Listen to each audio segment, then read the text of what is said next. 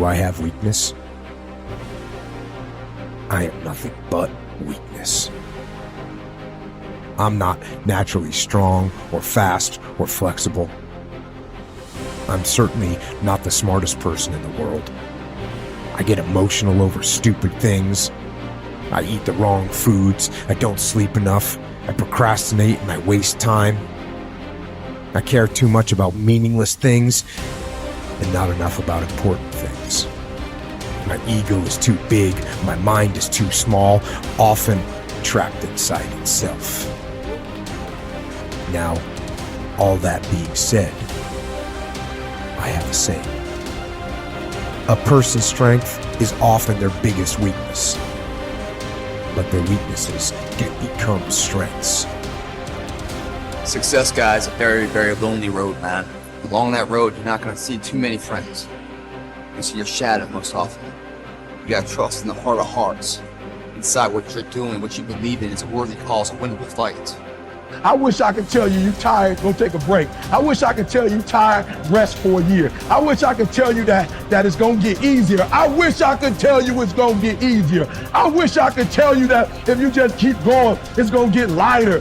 I dare you to take a stand today to say no more. I will no longer accept this for my life. I dare you to take action today. I dare you to write your goals down and get someone to hold you accountable. I dare you to hold yourself accountable. I dare you to give up everything that is keeping you from your dream, to say no to all the negative influences. I dare you to pick up a book instead of a drink. I dare you to work harder than you think you did yesterday. I dare you to prove them wrong. I dare you to prove yourself right. I dare you to stand up as a man or as a strong woman, as whoever you are, and declare that you are going to claim a bigger and better life for yourself. When you get to the point where enough is enough, when you get to the point where it hurt real bad, when you get to the point when it's over, when they're tired, when they're frustrated, when they're ready to give up, when they spent their last dime, that's when they get started. But what you cannot do is you cannot quit during the process. You cannot give up because it ain't what you see. You cannot give up. Pain is there to make you better. Without struggle, there can be no victory. And let me tell you, when you've been through pain, when you've fought for where you are, you ain't gonna let anyone take away what you got. When you've earned it and paid your dues and suffered and failed, been hurt and been down, and you get back up, when pain and struggle comes to face you again, you look it in the face and stand it down.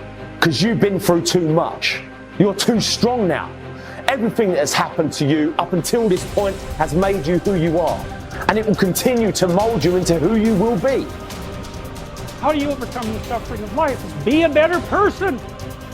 That's how you do it. Well, that's hard. It takes responsibility. And I think, if you said to someone, you want to have a meaningful life? Everything you do matters. That's the definition of a meaningful life. But everything you do matters. You're going to have to carry that with you.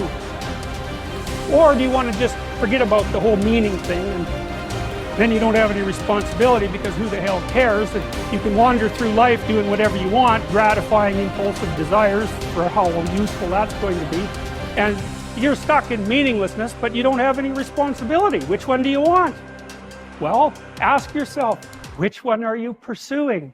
And you'll find very rapidly that it isn't the majority of your soul that's pursuing the whole meaning thing, because, well, look what you have to do that. You have to take on the fact that life is suffering. You have to put yourself together in the face of that. It starts with yourself, man. You gotta start diving into those things that you're afraid of. You don't gain confidence by going to the spot that makes you feel good.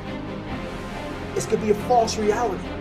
And the second life gives you that challenge, all you want to do is go back to what made you confidence, or what gave you confidence, is that happy spot. Now, what gives you confidence, what gave me confidence, was spending years at a kitchen table trying to learn how to read and write on my own, realizing I can't learn the way you learn. I can't, but I can learn. What gives you confidence, not being afraid It's overcoming the fear. I used to stutter severely bad. So right now, I don't know how many people are gonna watch this. You know what gives me confidence? Is knowing I no longer care if I sit here and start stuttering again. That's what gives me confidence, is facing these things, overcoming them. And maybe not overcoming them every day, but facing them. And facing them, facing them. Pretty soon like this, you know what, man, this is where it's at. It's not in that comfort zone. It's in the discomfort zone is where my confidence is getting built. That's where it's getting built. But people want they want an easier answer. There has to be an easier way. It's not. I'm sorry. I searched for it my entire life. I did. I lied. I did everything. And I still felt empty. I walk around with a backpack with all my stuff and no car. And I walk around happiest person in the world. Have nothing. Happy as hell. It's because I found out the whole key to life. It's not in all that.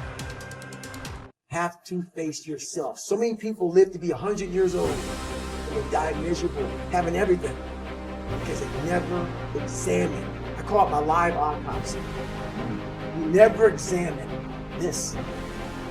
Happiness, peace, enlightenment, it's all up here, man. It's all up here. And when I start talking like this, people are, man, I don't know. It's the truth, man. It's all up here. You just got to be willing to go and face it. And that's the hard part. Attitude is a reflection, a result of a person's will. It is incalculably powerful. It can bring about marvelous results for us, but we need to train it patiently, day by day. Now let's talk about the attitudes of people who are successful. The top 5% of the people who go sailing through life from one success to another and who, even when they fail at something, shrug it off and head right out again. No matter who the person is or what he does, men and women in sales, business executives, people in all the professions, wives and mothers, students, top people in the armed forces, public servants, men and women in the service of religion, working men and women in all fields of endeavor.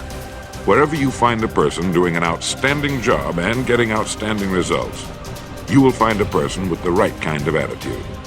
These people take the attitude toward themselves that they can accomplish what they set out to accomplish, that there's no good reason on earth why they can't be competent, successful. They have a healthy attitude toward themselves and, as a result, toward life and the things they want to accomplish.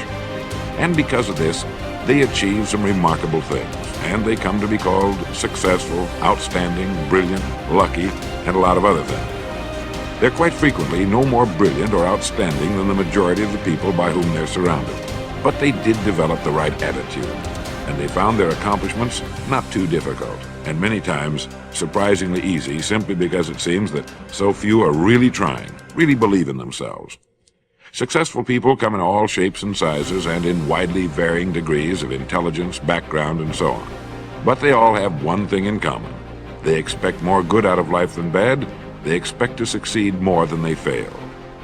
If you want something worthwhile, take the attitude that there are a lot more reasons why you can have it than there are that you cannot, and set out to earn it.